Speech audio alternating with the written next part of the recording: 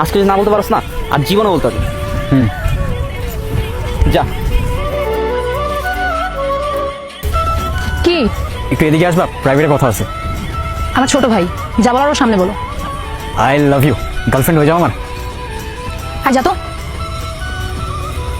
তুই তো থাপ্পড় মারবো না, সব হিরোগিরি বের হয়ে যাবে। এইটুকু তো তুমি মারতেই পারো, তোমার তো অধিকার আছেই।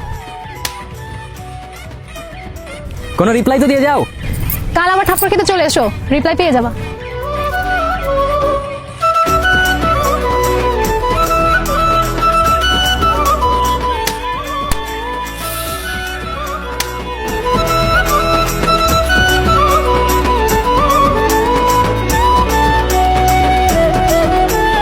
কি রে ভাই, এমনি করলে কি হবে?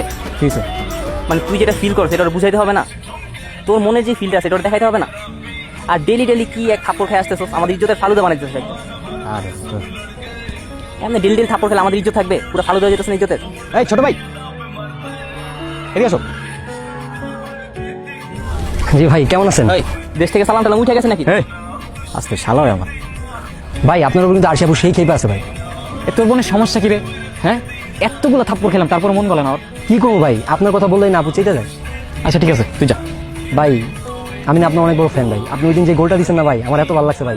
আচ্ছা ঠিক আছে যা, তুই যা ভাই, আমার আপনাদের টিমে নিয়ে নিন, আমি না ভালো গোল দিতাম। আচ্ছা নিমুনে যা, আগে গ্যাঞ্জাম শেষ হোক, তুই যা। ঠিক আছে, আসসালামু আলাইকুম। বৃষ্টি আসবে? হ্যাঁ, বাসায় যাবে কোথাও? চল ভাই তুই চল।